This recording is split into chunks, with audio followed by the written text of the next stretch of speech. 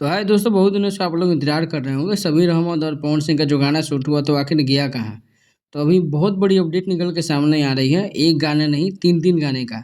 पवन सिंह और सबीर अहमद कुछ दिन पहले, लेकिन काफ़ी दिनों पहले ही सबीर अहमद, पवन सिंह और साथ में बॉस्को सीजर जो बहुत बड़े कोरियोग्राफर थे, उन्होंने शायद मीटिंग की थी और गाने की शूटिंग शायद कर लिए थे। अब इस गाने की पोस्टर की बारी थी। ऐसे तो लगातार सबीर अहमद अपने स्टोरी पे और अपने इंस्टा पे लगातार पवन सिंह का एक ही फोटो को बार बार शेयर करते थे और काफ़ी फैन्स उनसे सवाल भी पूछते थे कि आखिर गाना आएगा कब?